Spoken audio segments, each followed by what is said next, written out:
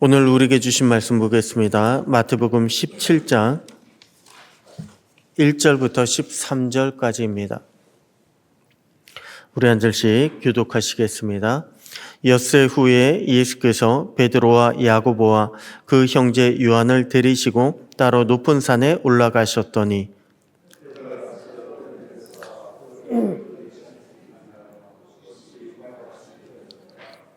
그때 모세와 엘리야가 예수와 더불어 말하는 것이 그들에게 보이거늘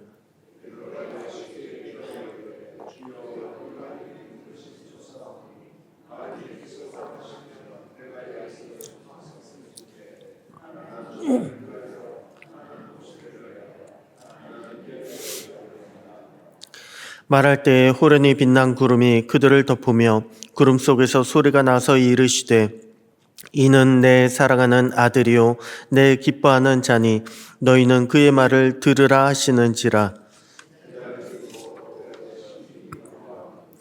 예수께서 나와 그들에게 손을 대시며 이르시되 일어나라 두려워하지 말라 하시니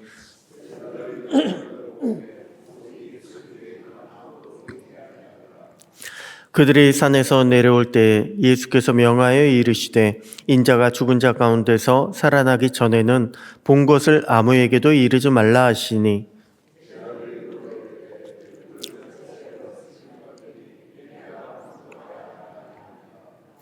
예수께서 대답하여 이르시되 엘리야가 과연 먼저 와서 모든 일을 회복하리라.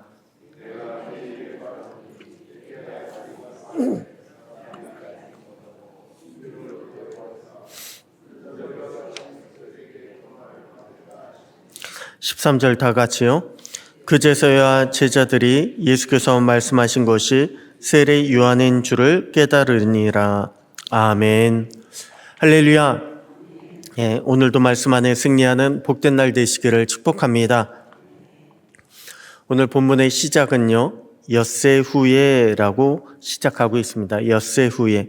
한마디로 어제 본문에서 엿새가 지난 후에 어제 본문에서 이어지는 그런 사건이라고 하는 것입니다. 어제 본문에 무슨 일이 있었습니까? 많은 사람들이 주목하고 또한 기대하던 예수님이요, 마침내 제자들 앞에서 예수님의 목적을, 예수님의 사명을 밝히신 일이 어제 본문의 내용이었습니다. 그런데 본문의 내용이요, 충격적입니다. 많은 사람들은 기대하기를 예수님께서 오셔서 이제 이스라엘을 회복하고 이스라엘을 독립시키고 이스라엘의 왕이 되시려나 보다, 이것을 기대하고 있었는데 예수님은요, 어제 본문에서 인자가 고난을 당하고 죽임을 당하고 3일 만에 살아난다라고 그렇게 말씀을 하셨습니다. 이에 충격받은 많은 제자들 가운데 베드로가 항변을 합니다. 아니, 예수님을 따른다는 제자가요, 예수님의 권능을 목격한 그 제자가 감히 항변한 거예요. 대든 것입니다. 따지고 거부했습니다. 그리고 6일 후에 예수님은 가장 제자들 중에 측근이라고 할 수 있는 베드로, 야고보, 요한만 데리시고 따로 높은 산에 올라가십니다. 거기서 변형되시면서 하늘의 영광을 보여주셨습니다. 그리고 그것을 보고 떨고 있는 제자들에게 하늘에서 음성이 들리는 것입니다. 너희는 그의 말을 들으라. 예수님께서요, 가장 잘 나간다라고 하는 제자들만 데리고 높은 산에 올라가신 이유는요, 다른 것이 아닙니다. 바로 하늘의 이 음성을, 하늘의 이 명령을 들려주시기 위해서 올라가신 것입니다. 너희는 그의 말을 들으라. 여러분, 왜 하나님께서요, 제자들에게 이러한 말씀을 들려주셨을까요? 예수님께서 예고하신 대속의 십자가와 부활을 제자들이 믿지 않고 받아들이지 않았기 때문에 그렇습니다. 주는 그리스도시요 살아계신 하나님의 아들이십니다. 고백을 했던 베드로까지 그랬으니까 얼마나 하나님 보시기에 답답하셨겠습니까? 그래서 이렇게 모세와 엘리야까지 보내시면서 너희는 그의 말을 들으라, 예수님의 하시는 말씀을 그대로 믿고 순종하라, 따라가라, 하늘에서 하나님이 말씀하신 것입니다. 아니, 경고하신 것입니다. 여러분, 우리는요, 종종 우리의 신분을 까먹는 것 같습니다. 우리는 누구를 위해서 일하는 사람들입니까? 우리는 주님을 위해서 일하는 사람들입니다. 한마디로 우리의 신분은요, 주님의 종입니다. 주님께서 하시는 일을, 시키시는 일을 우리는 그대로 해야 하는 사람들입니다. 그런데 우리는요, 종종 주님을 위해서 일한다고 하면서요, 나를 내려놓지 않을 때가 있습니다. 아니, 주님께서 말씀하신 것인데도 불구하고 주님 제 생각에는 그렇지 않습니다. 내 고집을 꺾지 않을 때가 있습니다. 언제 그렇습니까? 나에게 믿음이 있다고 생각하면 오히려 그럴 수가 있습니다. 내가 이만큼 열심히 일한다고, 내가 하는 일이 많다고 생각하면 그럴 수가 있습니다. 나는 어디든 주님을 쫓아갈 수 있다고, 나는 이만한 자격이 있다고, 내 안에 내가 돋보이기 시작하면요, 우리는 주님의 말씀에 순종하기보다 내 고집을, 내 생각을, 내 믿음을 내보이면서 주님의 말씀에 거절하는 그런 때가 있습니다. 여러분, 오늘 본문에 등장하는 베드로, 야고보, 요한의 특징이 무엇일까요? 이들의 특징은요, 무엇보다 열심히 있는 사람들, 열심히 있는 제자들이라고 하는 것입니다. 이들은 모두가요, 갈릴리에서 고기를 잡고 있던 어부들이었습니다. 그런데 예수님께서 부르시니까 그들은 모두가 다 자신들의 생업인 배와 그물을 버려두고 예수님을 따라갔습니다. 얼마나 열심히 예수님을 따라갔던지. 예수님은요, 이 세 사람만, 베드로, 야고보, 요한 이 세 사람만 데리고 다니신 적이 참 많이 있었습니다. 그만큼 이들은요, 열심히 있었고 믿음이 있었습니다. 오늘 본문에서도 보면 예수님은 이 세 사람만 데리고 변화산에 오르셨다고 했습니다. 그런데 이 변화산은요, 해발 고도가 2000m가 넘습니다. 한라산보다 더 높은 산이 변화산입니다. 어쩌면 다른 제자들은요, 나는 그만큼 높은 곳에 올라가지 못한다고 안 갔는지도 모릅니다. 그런데 아무리 본문의 제자들이요, 남들보다 더 열심히 있다고 하더라도, 특별한 열심이 있고 믿음이 있다고 할지라도 내 생각에 따라서 선택적으로 주님의 말씀에 순종하게 되면요, 그것은 제자의 자세가 아닙니다. 종의 자세가 아닙니다. 너희는 그의 말을 들으라. 두려우신 하나님 앞에서 책망받을 수밖에 없습니다. 여러분, 전적인 순종이라고 하는 것은요, 열심에 의해서 결정되는 것이 아닙니다. 우리는 왜 순종이라고 하면 열심히 있어야 된다고, 열심히 중요하다고 그렇게 생각하지 않습니까? 그래서 열심히 있는 사람, 순종이 있고 믿음이 있다고 우리는 그렇게 생각하지 않습니까? 그런데요, 순종은요, 열심에 의해서 결정되는 것이 아닙니다. 누가복음 17장 10절의 말씀을 기억하십시오. 그 말씀에서 뭐라고 이야기하고 있습니까? 우리는 주어진 일을 다 마친 후에, 최선을 다한 후에 주님 앞에 가서 해야 할 말이요, 우리는 무익한 종이라 우리가 하여야 할 일을 한 것뿐이라 라고 그렇게 이야기하라고 주님이 직접 말씀하셨습니다. 내 열심을 드러내지 않는 것, 내가 한 일을 드러내지 않는 것, 자랑하지 않는 것, 이것이요, 바로 종의 자세라고 하는 것입니다.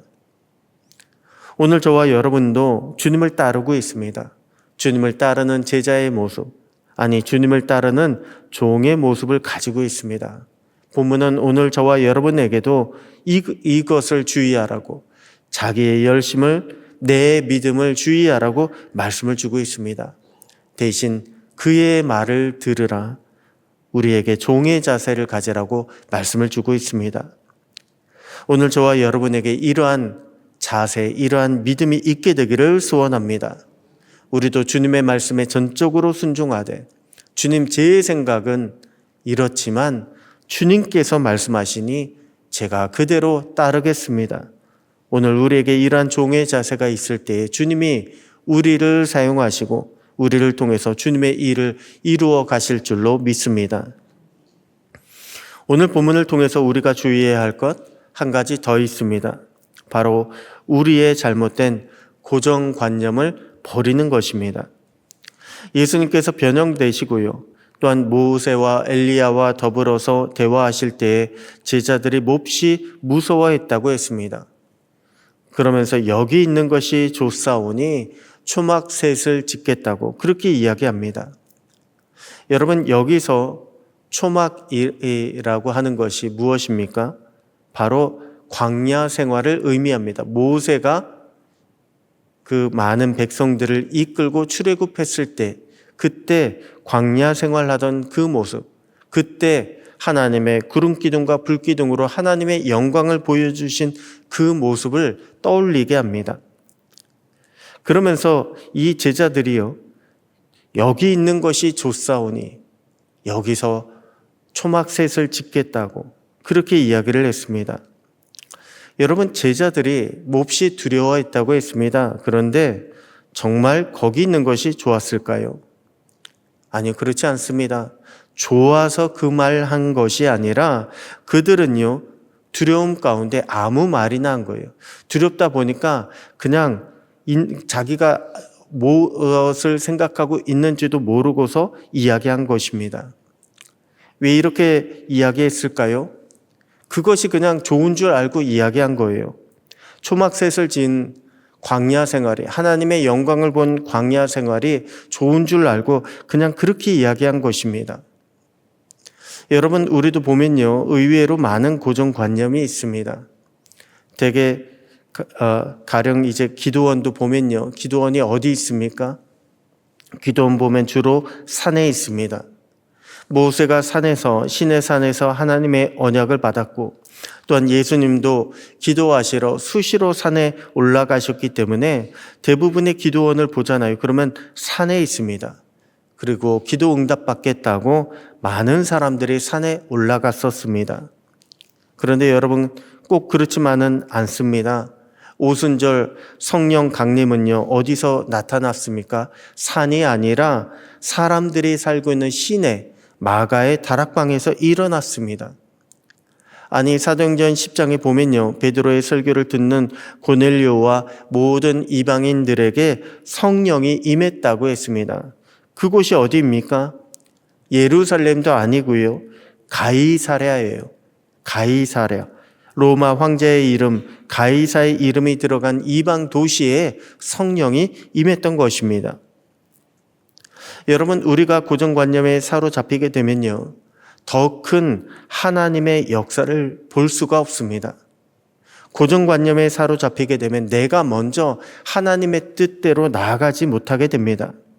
우리에게 필요한 것은 너희는 그의 말을 들으라. 주님이 뭐라고 말씀하시든 믿는 거예요. 주님이 뭐라고 말씀하시든 따르는 것입니다. 그럴 때 주님이 우리를 주님의 도구로 사용하여 주십니다. 우리가 순종하고 따라갈 때 주님께서 우리에게 주님과 동역할 수 있는 기회와 은혜를 허락하여 주시는 것입니다. 오늘 저와 여러분에게도 주님의 말씀에 순종하고 충성하는 주님의 참된 제자로 살아갈 수 있게 되기를 소원합니다. 그래서 주님의 영광에 참여하는 자가 되고 하늘의 상급과 은혜를 쌓아가는 복된 날, 복된 저와 여러분 모두가 되시기를 주님의 이름으로 축복합니다. 기도하겠습니다. 하나님 아버지, 감사합니다. 너희는 그의 말을 들으라는 말씀을 통해 우리의 고집과 무지함을 돌아보게 하시고 참된 순종을 결단하게 하시니 감사합니다. 오늘 우리에게 세상 염려나 욕심이나 고집이나 교만으로 말미암은 굳어진 마음은 혹 있지는 않습니까? 성령으로 굳어진 우리의 마음이 있다면 녹여주시고 충성된 종의 자세로 말씀을 묵상하며 실천하는 하루가 되게 하여 주시옵소서. 주님의 뜻을 이루는 복된 날이 되게 하여 주시옵소서.